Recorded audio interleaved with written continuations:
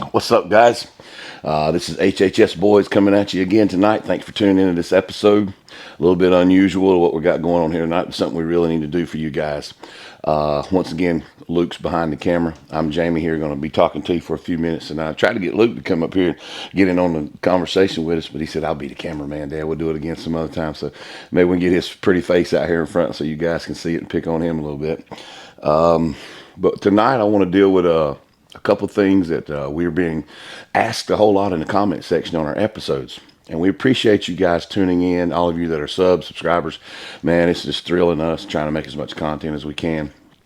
And this is why we're coming to you again tonight in this setting, because be honest with you, right now it's been a full moon for 2 weeks out here, and it's coming into the latter part of the breeding season, and it's getting kind of tough. So, and it's been raining all day today, so I thought this would be a great time to do this little episode for you here with some conversation on the comments we've been having. So, if you haven't already, please subscribe and give us a thumbs up, a like, and comment. This is what makes episodes like this possible. We can come to you, answer all these questions, and we've been getting a whole lot of them. So I want to try to answer some on the topics tonight about stand setups, and then about call sequences. Those are probably some of the more frequently asked questions that we get, and so we're going to deal with those two topics: stand setups and call sequences. So if you want to get your piece of paper, just get your memory ready, sit down. I'm gonna go over a couple points here about how we like to do it. But before I dive into all that, let me say thank you once again for watching. It's a privilege to be able to do what we do, man. God-given blessing, and we're just so grateful that we get a chance to do this. One of the things we got right on a hot topic right now, which is sort of time sensitive, March 7th, 8th, and 9th. Check-ins will be the 10th. That's Sunday morning. So starting on the 7th, which is a Thursday at 6 p.m., we're going to be hosting our first coyote tournament right here in the middle of North Carolina. So if you're anywhere in the surrounding counties or in the state you want to participate, come on. So we're going to be right here in Biscoe, North Carolina, right in the center part of the state. So it's going to be easily accessible for everybody around. You got Highway 73, 74 runs right through here, and 24, 27 east to west. So it should be easy for everybody to come to us. If you'll look on our Facebook page, which is Hensing Hunting Services, on the Facebook page, also HHS Boys on our Instagram page, you'll be able to find a little bit more info on that, and get tuned in if you want to participate in that tournament with us. It's going to be 100% payout on 5-dog weigh-in. So not the most dogs win. 5 dogs. I don't care if you kill 50 or just 5. 5 heaviest dogs are going to win. Then we're going to have a side pot on the big dog, of course, and a side pot on the small dog. So if you want to jump in on that, go to those two sites, Henson Hunting Services Facebook page and HHS Boys HHS Boys 10. I got to throw that in there. If you go to just HHS Boys on YouTube, it takes you to some little sporting event. But if you put the number 10, HHS Boys 10, take you right to our page on YouTube and our Instagram accounts. Okay. All right. That being said, also want to do a little bit of thanks to our guys here that have been helping us. Reese Lanyards. With the chest packs that we run, they're offering us a pretty good discount that we can pass on to you guys. So if you want to go to reeselanyards.com and look at all their products that are available, we can save you a few bucks on that. Have that shit right to your door, and it's really going to help us out, our channel, and help us out as coyote hunters. Okay, that's Reese Lanyards for your chest packs. Got a great pistol pack and all the accessories you might need to go along with that. And I'm a big guy, and the pack always fits me and suits me well, so we're tickled to death with it, and we like to be able to share that with you guys also. So on to the topic at hand tonight. Stand setups. So once you have acquired some properties, and guys, you can never have too many properties for coyote hunting. Years and years ago, when I first cut my teeth in hunting, I was a coon hunter, and everybody would let you coon hunt. Well, that sort of changed with the deer leases. Well, then as you evolve as a hunter, then you start deer hunting, and then you look for deer hunting lands. It was coon hunting land, then it was deer hunting land. And then when I got introduced about 10 years ago to coyote hunting, then it just took a draft turn to everywhere I'm looking now, I'm looking for a piece of property to kill a coyote. So once you've acquired properties, and you're ready to go hunting, you've got your gun, you got your thermal, whatever gear you're ready to go, stand setups. So let's say you're driving into a piece of property, okay? We're going to take it just like we do it every single time we hunt, every time we go out. And the first and foremost on your stand properties, when you get your permissions and you're ready to go hunt, let your landowners know when or when you're not going to be there, if that's need to be the case. And let's say you're turning into the property. Obviously, if it's a field on a road edge and that's part of your properties, when we get off the highway, the first thing I want to do is get dark and stay quiet. Remember those two things right off the bat. Get dark and stay quiet. What's that mean? That means no lights and cut the noise down as much as you possibly can. Okay? And that just comes along with woodmanship. That's all that is. So let's say we're driving down the dirt road into a piece of property. I want to leave me some space. We like to leave us some space. Now, we don't like to walk no more than you like to walk, but we got to walk a pretty good distance sometimes of whatever space you might have before you get to the fields where you're going to stand. So that keep that in mind. What you want to do is stay as quiet as possible and dark as possible in your way in. Headlights are out. If it's really, really dark, have to run your fog lights, a little bit of brightness outside. You might be able to see the road. Just cruise right on in there real slow and real steady and get to a good parking location where you're not gonna be seen, heard, or smelled by any of the coyotes, okay? You don't want to be seen, heard, or smelled. That's why you got to be dark and you got to be quiet. Once we get to our parking place, if you can cut your interior lights out, and that's the problem with some of these newer trucks today. You can't even turn those driving lights out. But if you can, more the merrier. If you can't, it's going to be a problem down the road when you're trying to sneak up on coyotes. So try to find you a vehicle that you can get the headlights turned out or some way to cut them out, or just be as quiet, dark as you possibly can. Once we find a good parking spot that we can get and sneak into our fields, now we want to be as quiet as possible. All interior lights are out. No headlamps, not even a red light. Because trust me, if you can see it, coyote can see it. I don't care. And then you're making noise and it just ain't going to work for you. I'm trying to better our odds every time we go to a stand location. If there's a coyote, I'm thinking there's a coyote in the field. Even if I don't know, I'm thinking there's one in there, and I don't want to alert him. I don't want him to see me. I don't want him to hear me. I definitely don't want him to smell me. So at that point, we're quiet. We get our guns out methodically, just as smooth, as quiet as we can. Now, you're going to bang some things. You're going to make a little bit of noise, but don't be out telling a joke with the boys, slamming a door, and slapping your tripods around, all that stuff. Be quiet about it, because that coyote might be standing 100 yards out there watching you, getting ready to do his thing, and you can slip up on him and get an easy kill, okay? So that's the whole point about that. We drive in, no headlights, get our equipment, and go get in a good spot. Now, what I want to consider is a few points about this stand location is, number one, my setup. How's the field laid out? Where are the potential areas coyotes might be laid up, might have their den? Where are the thick spots? Where's the water? Where's the ridges? Because first thing in mind, I want to be safe. Where's the houses? Where's the landowner? Where's the livestock? Where's the chicken houses? All those things got to play in mind to be safe. Once you determine where there's a safe place to shoot, then you can determine how to stand. Okay? So then, at that point, once I know the area is safe, I'm looking for the wind. Looking for the wind. And one of the things that I'm always asking Luke when we get out there, can y'all tell which way the wind's blowing? Because around here we don't get real heavy winds, you know that. Sometimes there are, and you can determine that real quick, real easily. But you're going to need a wind locator, some chalk, some dust, some kind of something, a light or whatnot you have, to try to determine which way the wind's blowing. Why is that so important? Because a coyote can smell better than a whitetail. And he's going to come majority of the time downwind. He's wanting to find out what's in that field, who's in this field, and any potential dangers there might be in a field. Okay, so with that keeping in mind, I got my mind know that I'm safe where I can stand, where I can set up. So now I want to be in a position that leaves the downwind area of my stand location open. The downwind area of my stand location open. That gives me the shot. Coyotes coming in downwind. All right, let's say I got a right to left wind.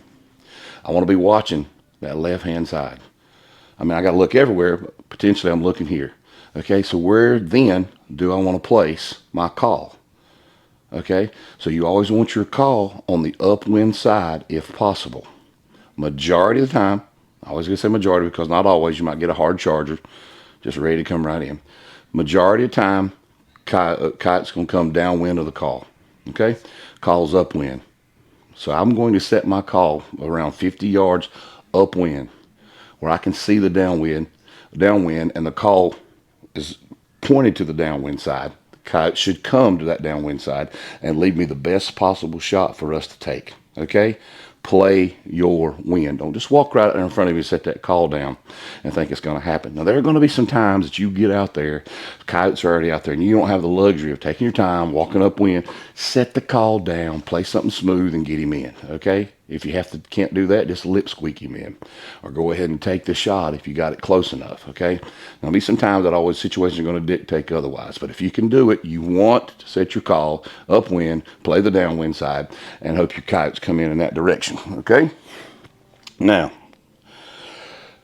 so I've got the direction of the dogs, my wind, I'm safe. Now, the call's placed upwind. The next important thing, I see a lot of things that are a lot of times overlooked. And we've caught ourselves doing this, and this is why I know we need to do it, because it's caught us in this situation. Most of the time, being HHS boys, it's me and my 2 sons, and possibly a friend. So most times we got 2, 3, or even 4 hunters with us. And if you're running a tournament, 2 to 4 hunters, you're likely going to have some multiple guys hunting with you, and that's what makes it fun. And you want to be able to do it safely as possible. So, okay, we go out to a field edge, and the majority of the field is over here to the left. And the wind's blowing right to left like we just said. We're not going to get in a straight line looking straight ahead of us. You want to stagger or angle your shooters in that direction. If you're in a straight line and you all have guns on a tripod, dog comes out to your left. What do you think this man on the right is about to do? He's about to turn his gun into the 2 hunters or 3 hunters to his left. So you want to be staggered, whether it's to the left or to the right, just a little bit. Trust me, and even more important if you're not running suppressors, because can't tell you how many times eardrums have been blown because a gun was turned. All of a sudden, dog come running in too far to the left, too far to the right, and the man on the end turned his gun too far. So you want to be staggered, which also requires sometimes stand the hunter's placement to move into situations where dogs are howling and potentially coming in. We're standing like this. Let's say dogs howl right in front of us. Then we might straighten out, or they come to the right. We might then turn our angle. So you got to be able to adjust on your feet, pick your tripod up, move around a little bit. Okay? Always play it safe once again, because I have seen pictures where guys have been shot with a tripod that turned and clipped a guy's shoulder. You may or may not have seen that, but it will happen. So you want to take that out of the equation, and it will save your eardrums, of course, if you're not running suppressors. All right? So that's a potential move you might have to make. Now, that's your stand setup. Now, there's some other variables in there, and we can get into greater detail. If you have some comments or questions, shoot them back to us. I'll be glad to give you our answer to the best of our ability, to our knowledge, and maybe give you some insight on the side of that. Now we're ready to turn the call on. And I get number one question is, what is your call sequence? What call was you playing here? What call was you playing there? Well, that's all to be determined. Determine number one, if there's a dog in the field, I'm not going to go out there and blast somehow. I'm gonna start out real subtle with some rat squeaks and try to just get him on in. Okay? Now, let's say there's no dogs in the field, obviously, and it's your first time ever hunting this property, and the report is from landowners and people around you that we're hearing dogs every night, just a multitude of dogs. So there's a pretty good chance that there's dogs really close to you. So in that situation, play something subtle, some sort of distress subtle, whether it be mouse squeaks, rat, some kind of bird. And here's one I use a lot of times, especially if I'm in a residential area and there's houses pretty close by. I'll use old barn cat, kitten distress, domestic animals. One of the coyote's favorite foods, kittens and puppy dogs. Just play a little bit of that kind of softly for the first couple of minutes. And if they don't come right in, if they're there and they hear that, chances are they're coming right in. So be ready. Okay? Now that takes me to one other thing just popped in my mind on stand setup and starting your call sequence. When we get in our situation, we get set up, then and only then will I allow me and my hunters to take our guns off safety. Off safety. Because a lot of times if you set up and a dog just bum rushes you in the heat of that moment, you fail to click your safety to fire. And so always be cognizant of that. If that's okay with you, and y'all know that, run it, okay?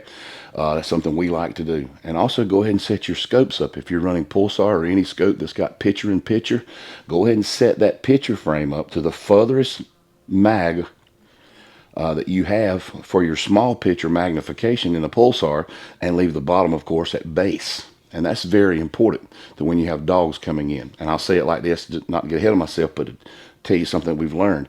If you're running multiple hunters and you're trying to kill multiple dogs that come in, and you're zoomed in with no picture in picture on your one dog, you cannot potentially see the other dogs that you could see in your lower base magnification in your full circumference of your scope if you're zoomed in just on mag. That's why the picture in picture PIP is so good. You can put your full mag on and still have a base mag and see what all the other dogs are doing. At that point, then let's communicate. If I can see as the counter, which I normally am, all the dogs stop. And when all the dogs stop, I need a communication from my other hunters. Ready. That means you're on your dog. Or they say, wait, ready. When I hear my hunter say ready, then when my dog is stopped, or we stop the dogs, then we'll do our 3 count and shoot them. Because if you know how it is, if you don't shoot one, the others, all 3 of them at the same, or 2 at the same time, one's running. Okay, so you want to be able to lock in, keep your mag base, use your picture in picture. That way you can see what all dogs are doing. You can wait for the communication for the shot and hopefully get all the dogs that's in the frame. All right, now what call are we going to do? We get there, no dogs. And so very first time we'll be on this piece of property and report is there are dogs close. Go ahead and do what I just said. Run you some sort of distress, whatever your favorites are, whatever's in that area.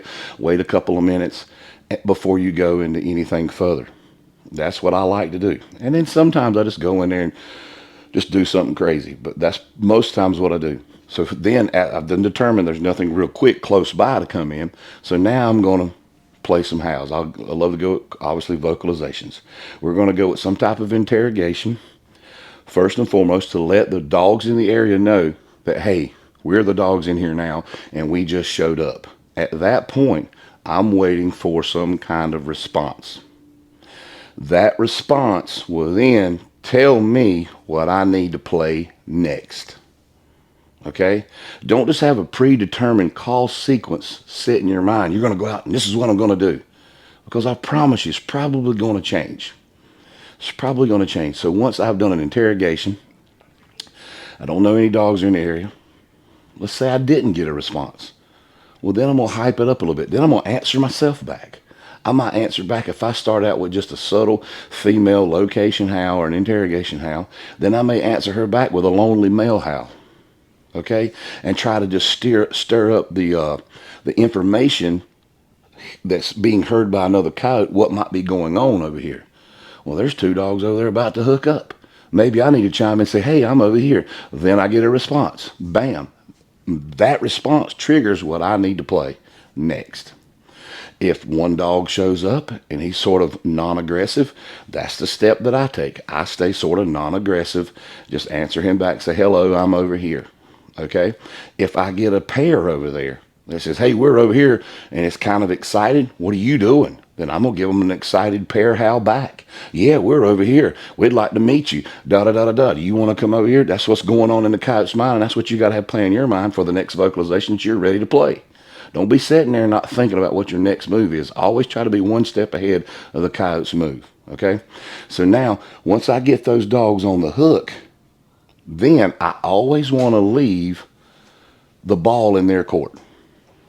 In other words, I'm going to be the one to make the last call.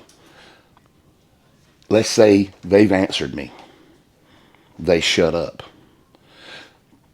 Chances are at that point, the reason why they're quiet, they're moving. And if they don't answer, in my mind, I'm thinking they're coming in. So then what I want to do is keep them on the hook. Keep them coming in.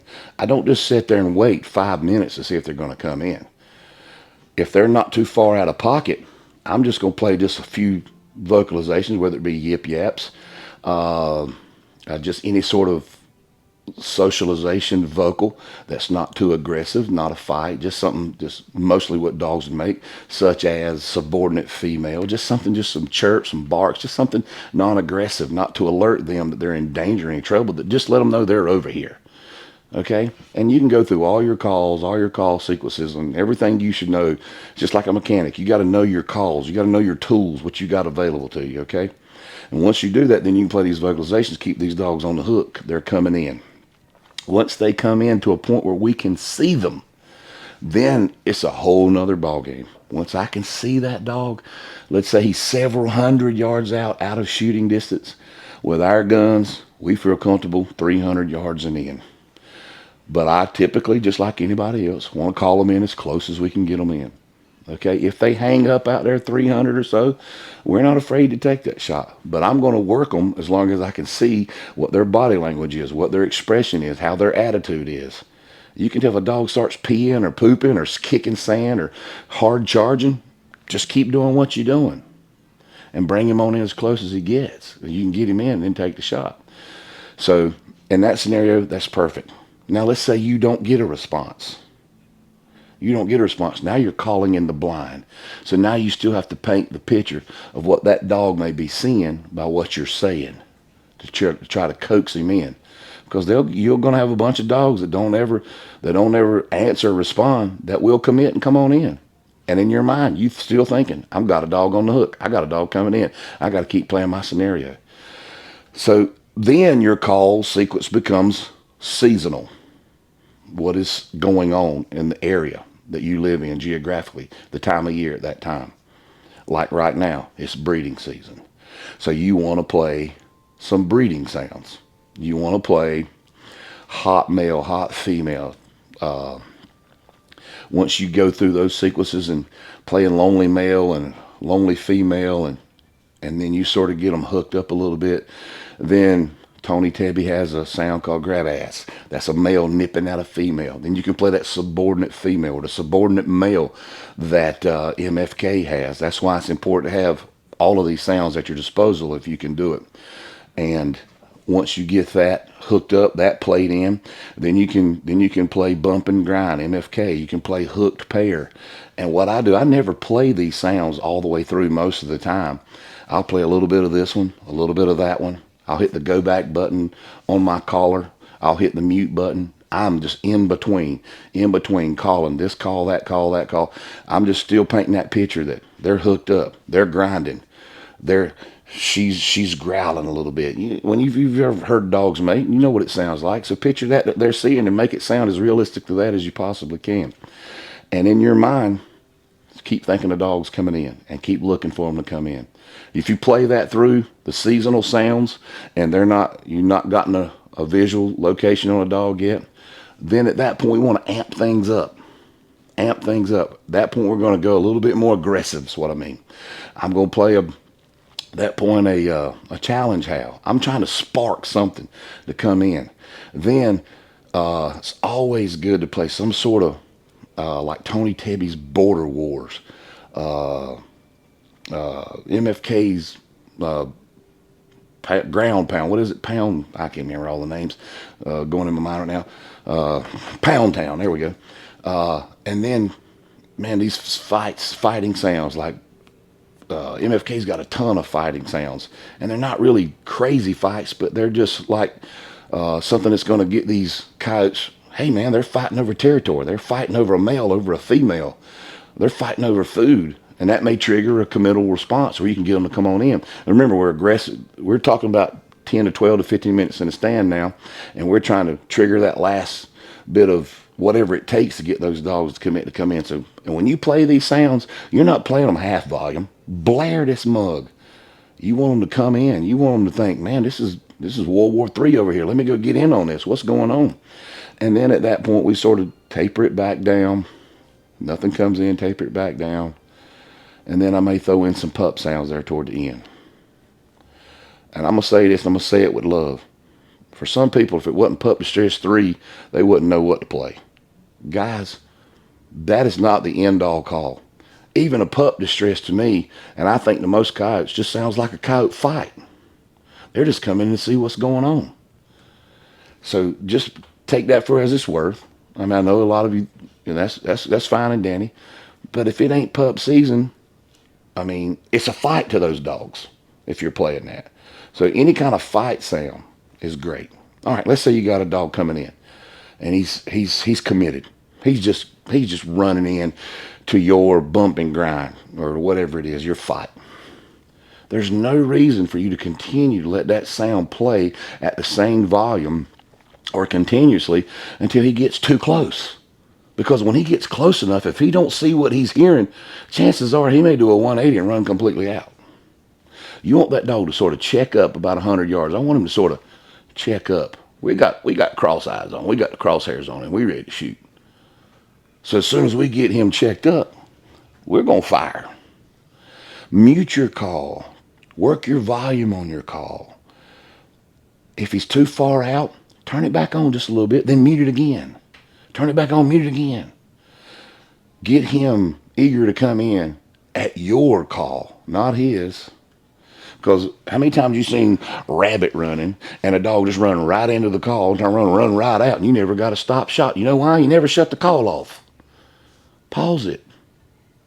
Volume it down. Make him come in and look for the call. Stop and try to find it. Then you'll have a good shot. Okay? These are things as you hunt longer, you'll learn. You'll pick them up. I'm just trying to give you a little bit of advice of what we've tried to work, what we've learned. It helps us out. Okay? Now, once we get that dog into a shootable distance, if it's just one dog, guess what? If I got 4 people shooting and we all 4 want to shoot, guess what? Have fun. Everybody shoot on 3. 1, 2, bang. And that's done with communication. Once I get the dog stopped, I go, y'all ready? I want to hear everybody say, yeah, ready. 1, 2, fire. Not 1, 2, 3, fire. That'd be 4. Some people short shoot you, some people late. Hey, that's on them. You got to learn what to do. Okay? Then we can all play in the part of the game and don't feel left out. And a lot of times I don't shoot. I just let Luke shoot, or I let the boys shoot, whoever's with us. Make it fun. Okay? Now, if there's multiple dogs, like I told you a while ago, we got to have communication. It's key. That is very key. Keep your base mag on, picture, zoomed in. At that point, you can see all the dogs in the screen, hopefully. When you see the dog stop, communicate, ready, ready, ready, 1, 2, fire. Simple as that. That way you get all your multiple dogs down in one shot. And hopefully everybody hits, right? You know how to take any running shots. Consider this. The running shots, you got to be lucky. You're more lucky than you are good on running shots. I don't care who you are. And if you're taking a running shot and you're dumping your mag, you are ruining that location for the next few weeks. Try not to do that. I'd rather not shoot a running dog and come back and shoot him later and call him in later than I would let him know what's going on. All right? Now, if we kill one dog, and I'm assured there's another dog there, are we just going to pack up and leave and high five and scream and yell? No. Compose yourself. A lot of people like to run fox bang. I don't like to run fox bang because that thing goes off too much for me. I don't care if you got the sensitivity all the way down.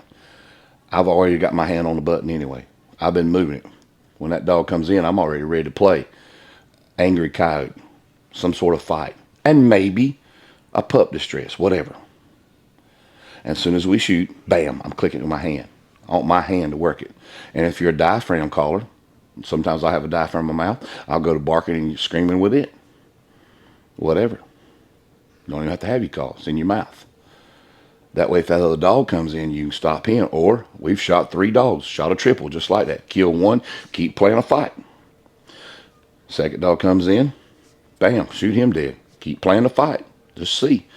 Third dog comes in. You think we're going to quit there? Absolutely not. We're going to keep playing. And then we play that out till we feel like there's nothing coming. And then always do this. Wait another minute, maybe 2, for what I call stragglers. See if there's any stragglers, because you'll be surprised how many dogs are pansies and they're waiting out at the edge of the woods for the call to stop and everything to stop. Or they may be just smart dogs. But I think they're pansies. And then they're going to step out right there as a straggler. While you're walking out there to get your dog, high-fiving your buddy, oh, God, there he is. If you'd waited one more minute, you'd have killed him. All right? This is something that might help you. Now, worst case scenario that you can do after you kill a dog is go back to your truck, Drive your truck out of your field and get your dog. If that pansy dog's in the field and you do that, what do you think you just taught? Educated that dog. Yeah. Walk out there with no light. If you want to turn your light on when you get to your dog, that's cool. Make you a little video, make a picture. We try to walk back and do it. But don't drive your truck out there if you possibly can. Now, if the situation dictates you have to, I understand that. I've done it myself. Don't get me wrong. In situations I know it wasn't coming back to that spot, or two, I killed every dog that come in, 2 or 3 dogs. But if I killed a dog and I know a dog got away, I'm definitely not driving out there. All right? Maybe that'll help you out in the future. Keep your lands and your properties on point. Now, I know this is quick, and I know we did cover quite a bit. Let me see. I want to make sure if there's anything different that I forgot. I think I covered everything that I wanted to cover. Once again, I want to talk about the stand setups and the call sequences. So remember, on call sequences, there's no set call pattern. Situation is going to dictate. Time of year, season is going to dictate. But the one thing that's always a constant is there a dog laying there close by? Can a simple small distress get him in? Can one howl get a dog in? Obviously, you want to do that first and then work your way from there. If you get a response, you know what to say. It's just like turkey hunters. They know what that gobbler's saying. They know what they need to say back to him. Same thing with coyotes. Once you've done it enough, you know what he said, and you know what to say back to him. If not, just keep playing a scenario, a picture in your mind, paint it to the dog, and just know in your mind that he's coming in. And keep working your sound, keep working your picture until you're done. You'll know when you're done. When you throw everything at him but the kitchen sink, it's time to move on. Hey, listen, thanks for watching. I hope this has been helpful to you. I'm Jamie once again. Luke's always my cameraman, my right-hand man. And if you want to get in that hunt with us, hit us up on one of our social outlets, and we'll be glad to sign you up. And stay tuned for more episodes. God bless. We out. HHS boys.